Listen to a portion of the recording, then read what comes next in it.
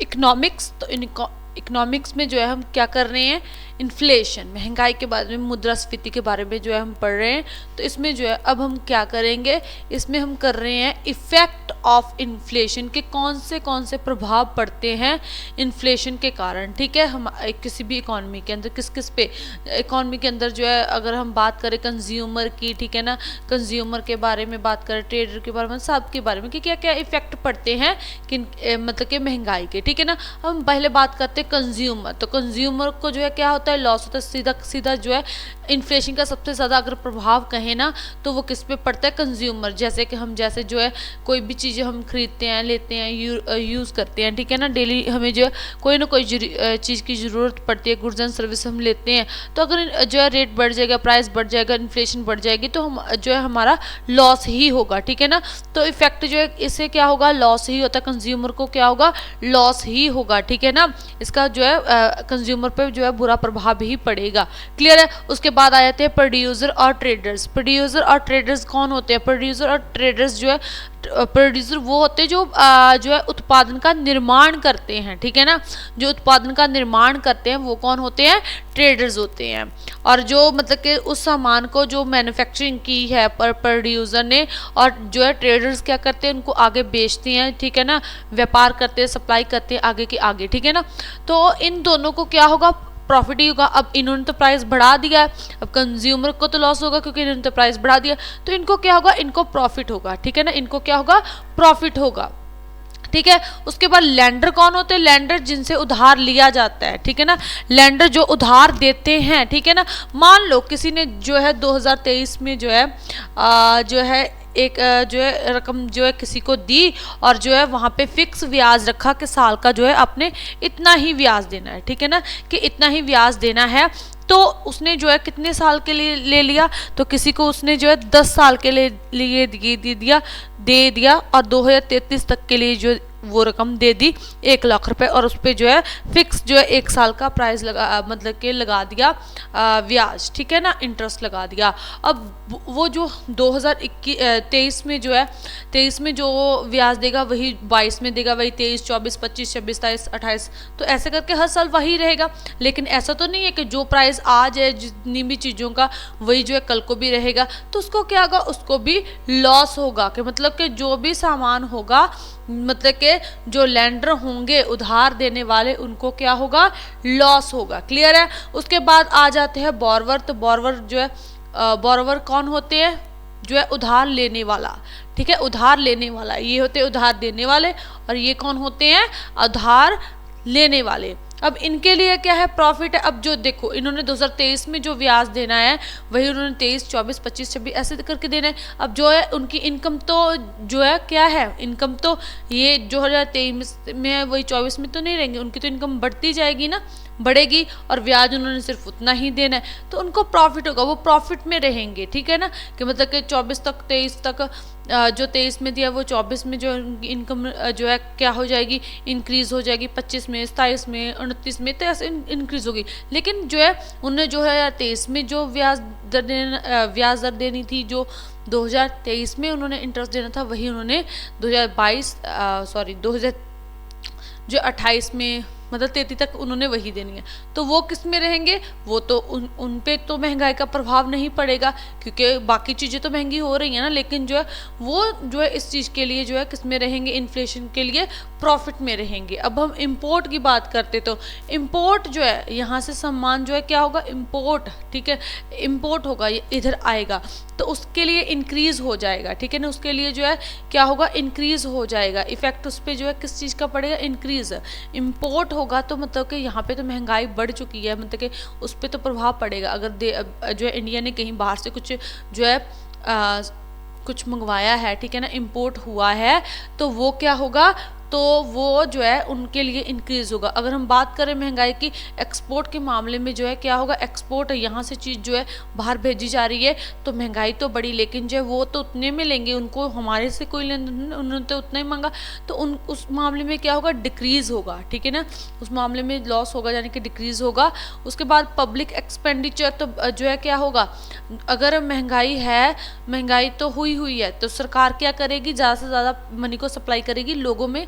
ठीक है ना, नहीं, मतलब कि इन्फ्लेशन बढ़ा हुआ है, महंगाई तो पहले ही है इकोनॉमी में, लेकिन जो सरकार फिर भी जो है लोगों पे खर्च कर रही है, तो उनके लिए क्या है, उनकी इनकम तो इंक्रीज हो ही रही है, ठीक है ना, तो उनके प्रभाव नहीं पड़ेगा इस चीज़ का, मतलब कि प्रॉफिट वाला प्रभाव पड़ेगा, इंक्रीज होगी, ठीक है ना। अब जो है वेरिएबल जो है इनकम ग्रुप कौन से होते हैं, तो वेरिएबल जो है जो जिनकी समय समय पे जो सैलरी है वो बढ़ती है, जैसे गवर्नमेंट जॉब्स होगी तो समय समय पे जो है उनकी जो है क्या होता है कि अगर इन्फ्लेशन रेट बढ़ा है तो उनका जो है महंगाई भत्ता जो है वो भी बढ़ता है, ठीक है ना। तो उनको लिए जो है क्या होगा, प्रॉफिट ही होता है कि जैसे गवर्नमेंट जॉब होगी तो अगर महंगाई बढ़ती है तो क्या होगा, उनके जो है भत्ते यानी कि बढ़ा दिए जाते हैं, तो उन पे जो है समय समय पे उन्हें जो है फंड दिए जाते हैं, तो वो किस में रहेंगे, प्रॉफिट में रहते हैं। अब जो फिक्स्ड इनकम ग्रुप है, तो फिक्स्ड इनकम ग्रुप वाले किस में रहेंगे, लॉस में, क्योंकि उनकी मान लो कि किसी का जो है साल का पैकेज जो है वो लग गया 10 लाख, ठीक है ना। अब जो है मान लो कि उसने जो है अपना लाइफस्टाइल भी वैसा कर लिया, महंगे जो है सब कुछ ब्रांडेड, तो उसकी जो है फिक्स कर दी गई इनकम, तो मान लो कि एकदम से जो है क्या हो गया, इकोनॉमी में जो है इन्फ्लेशन बढ़नी शुरू हो जाती है, तो मतलब जो उसने जो है पहले महीने में खर्च किया होगा खुला डुला, फिर उसने जो है क्या हुआ कि दूसरे तीसरे चौथे ऐसे करके जो है उसने जो है 12 महीने निकालने थे, लेकिन जो है क्या होगा, धीरे धीरे हर महीने महंगाई भी तो बढ़ेगी, कुछ ना कुछ तो बढ़ेगा ही, ठीक है। तो फिर क्या होगा, उनके लिए जो है वो लॉस में जाते हैं, लास्ट तक वो जो है बिल्कुल तंग हो जाते हैं, ठीक है ना। तो क्या होगा, उनके लिए लॉस वाला काम होगा, ठीक है ना, उन पे महंगाई का बुरा प्रभाव ही पड़ेगा। फॉरेन एक्सचेंज रेट तो वो डिक्रीज होगा, फॉरेन एक्सचेंज रेट की जो बाहरी मुद्रा है, ठीक है ना, वो एक्सचेंज करने के लिए रेट जो है वो क्या होगा, डिक्रीज हो जाएगा, वो रेट क्या होगा, डिक्रीज हो जाएगा, ठीक है। और पब्लिक सेविंग, अगर पब्लिक सेविंग जो लोग के द्वारा सेविंग की गई है, इन्फ्लेशन बढ़ेगी तो जो सेविंग होगी वो वहाँ पे जो है खपत होगी, ठीक है ना, तो वो भी जो है उसके लिए वो भी क्या हो जाएंगी, डिक्रीज हो जाएंगी, कम हो जाएंगी, क्लियर है। तो ये थे effect of inflation, clear, okay.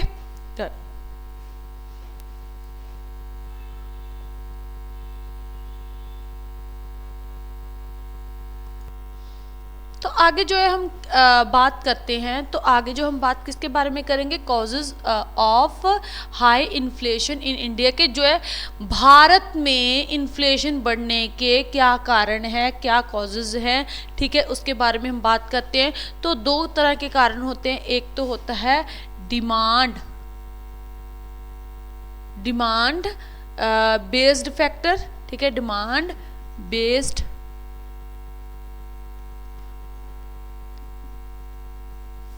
Factor, ठीक है, और दूसरा कौन सा होता है, supply based factor, supply based factor, ठीक है। तो ये जो है कारण मतलब इसके कॉजेज होंगे, फैक्टर होंगे किसके, हाई इन्फ्लेशन इन इंडिया में जो है महंगाई बढ़ने के क्या कारण है। तो ये जो है दो तरह के होते हैं, एक तो डिमांड बेस्ड फैक्टर होते हैं, दूसरे सप्लाई बेस्ड। तो हम सबसे पहले किसके बारे में बात करते हैं, तो डिमांड वाले की बात करते हैं, ठीक है। फर्स्ट यहाँ पे हम 1 और 2 का नाम देते थे, तो अब हम सबसे पहले करते हैं डिमांड बेस्ड फैक्टर के DBF लिख लेते हैं सीधा सा, ठीक है ना, शॉर्ट में, ओके। तो यहाँ पे जो है हम क्या करेंगे, डिमांड बेस्ड फैक्टर में जो है क्या कारण होंगे, पॉपुलेशन ग्रोथ पहले तो होगी, कौन सी, फर्स्ट होगी पॉपुलेशन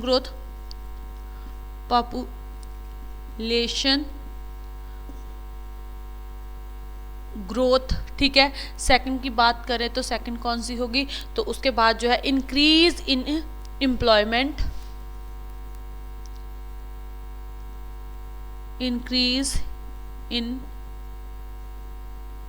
एम्प्लॉयमेंट, ठीक है, एम्प्लॉयमेंट एंड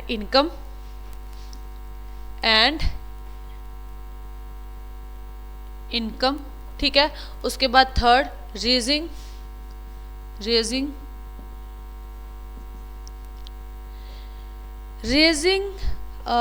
बात करें रेजिंग लेवल ऑफ अर्बनाइजेशन,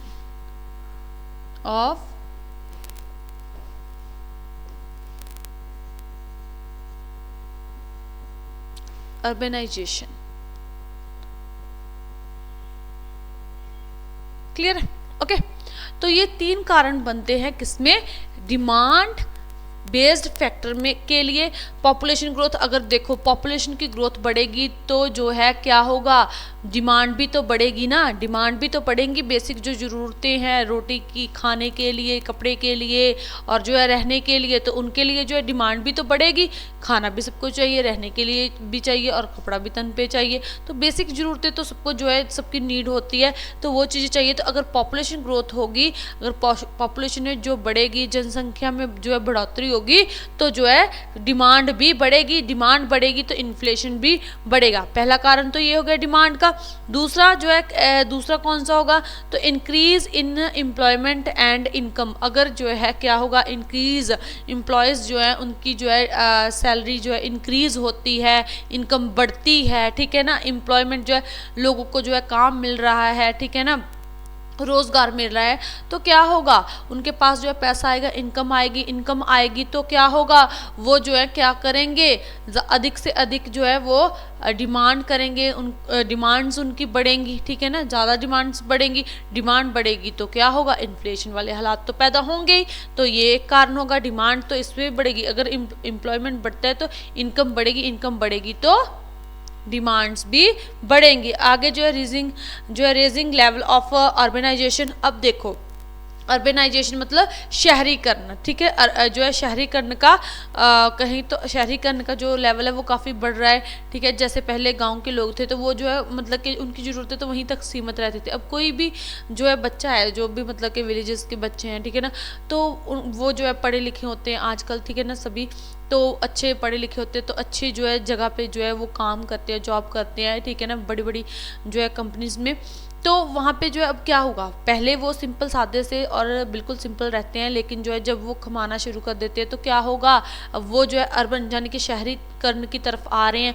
तो शहरीकरण में क्या होगा, अब मतलब कि वहाँ पे बिल्कुल सिंपल सादा, अब किसी जॉब में जाएंगे तो वहाँ पे जो है अपने आप को मेनटेन तो रखेंगे, तो मेनटेन रखेंगे तो उनको जो है वैसा लाइफस्टाइल बनाना पड़ेगा, मतलब कि पूरा अपने आप को मेनटेन रखना पड़ेगा। तो वो जो भी मतलब कि अब जो वहाँ से कोई फीमेल कैंडिडेट है, ठीक है ना, तो वो क्या करेगी, मतलब कि अगर वो अच्छी जॉब में है तो वो देखेगी कि मतलब कंपटीशन ऐसा है तो मुझे ऐसे ऐसे बन के भी रहना पड़ेगा, वैसा अपने को दिखाना भी पड़ेगा। तो जो पहले बिल्कुल सिंपल सादा सा कोई पर्सन रहता है तो वो बाद में जो है क्या करता है, अपने आप को सुंदर दिखाने के लिए जो है अपने को पर्सनैलिटी दिखाने के लिए जो है अच्छे कपड़े लेगा, ठीक है ना, मतलब ब्रांडेड कपड़े पहनने शुरू करेगा। और डेली रूटीन की अगर बात कर, लिपस्टिक होगी, क्रीम्स होगी, तो इन चीज़ों पे जो है वो खपत करेगा, जिनके लिए वो पहले जो है मतलब ना तो उनकी डिमांड थी ना वो उस पर पैसे खर्च करता। अब लेकिन जो उनकी डिमांड है कि उन्हें वो चीज़ें करनी पड़ेगी, तो क्या होगा, वो डेली जैसे लिपस्टिक हो गया, क्रीम होगी, ठीक है, पहले वो यूज़ नहीं करते थे तो कपड़े जो है ब्रांडेड पहनेंगे, ठीक है, पहले वो सादे कपड़े पहनते हैं, अब वो जो है ब्रांडेड कपड़े पहनेंगे तो उन पे जो वो उनकी डिमांड बढ़ेगी, डिमांड बढ़ेगी तो जो है क्या होगा, प्राइस उठा दिया जाएगा, प्राइस को भी बढ़ा दिया जाएगा। तो ये वाली डिमांड भी जो अर्बनाइजेशन है कि शहरीकरण जो हो रहा है वो भी एक जो है क्या है, डिमांड बेस्ड फैक्टर है। क्लियर है, तो ये डिमांड बेस्ड फैक्टर हो जाते हैं। उसके बाद हम बात करें सप्लाई बेस्ड फैक्टर की, ठीक है ना, सेकंड जो है कौन सा है, सप्लाई बेस्ड फैक्टर।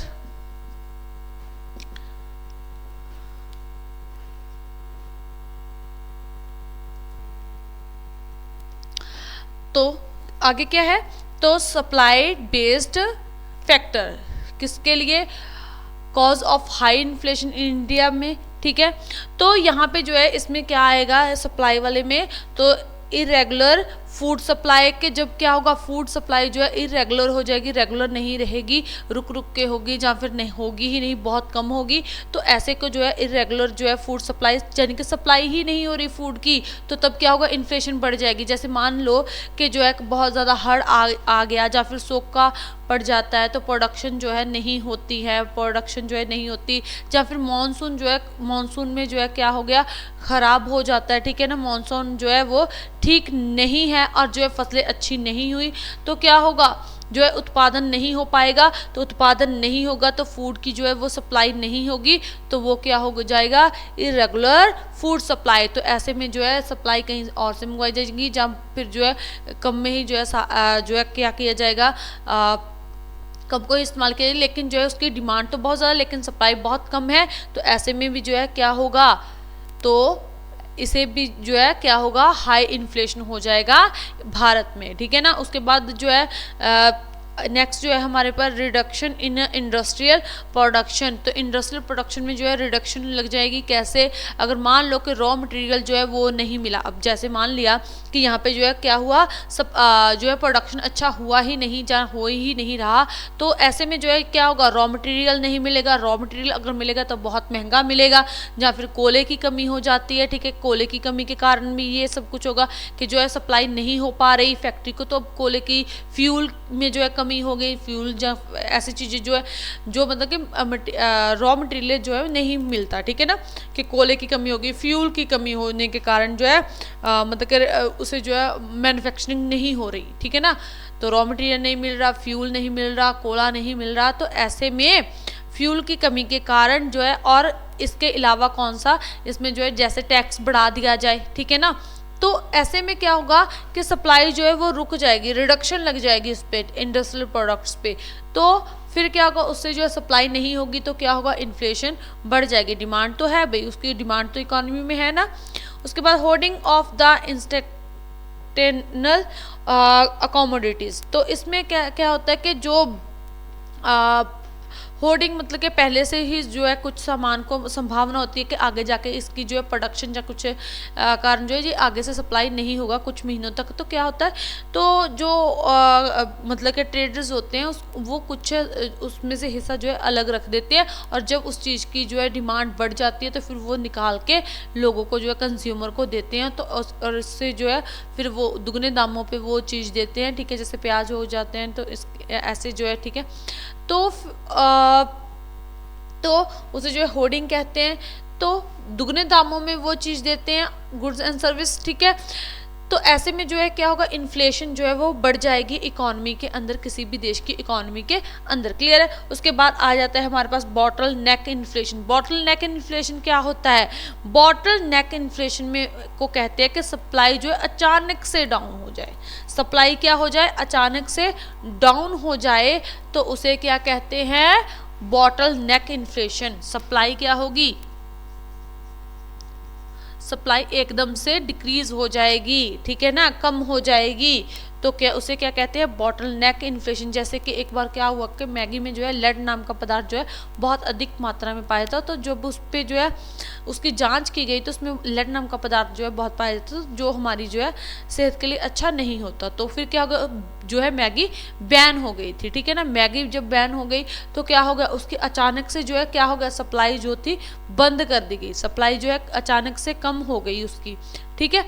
तो इसे जो है क्या कहेंगे, बॉटल नेक इन्फ्लेशन कहेंगे। जहाँ फिर क्या होगा कि जो है सप्लाई अचानक से बंद हो गई, कि मतलब कि जैसे चीनी है तो चीनी बोरियों में भर के ही जो है आगे सप्लाई की जाएगी, ठीक है, सॉरी। तो बोरियों की कमी होगी, तो बोरियों को जो है मटेरियल नहीं मिल रहा, तो वो जो है नहीं बन पा रही, लेकिन जो है चीनी तो बनी हुई है, लेकिन जो उसको ऐसे थोड़ा ना कि किसी भी चीज़ में तो बोरे तो चाहिए उसके लिए, तो बोरियों की कमी होने के कारण भी जो है सप्लाई नहीं हो रही, तो वो भी क्या, उसे भी हम क्या कहेंगे, बॉटल नेक इन्फ्लेशन कहेंगे, क्लियर है। ओके, तो ये जो है कुछ उदाहरणें हैं, बोरियों की कमी हो जाना, या फिर जो है अचानक से जो है किसी चीज़ की सप्लाई कम, जैसे कि मैगी, तो मैगी को जो है बैन कर दिया था, अचानक से उसकी सप्लाई जो थी बंद कर दी गई थी, तो इसे जो है क्या कहेंगे, बॉटल नेक इन्फ्लेशन। तो ये इन्हीं कारणों के कारण जो है, ये जो है कारण है जो हाई इन्फ्लेशन इन इंडिया में, ठीक है। ओके, क्लियर है, ओके जी।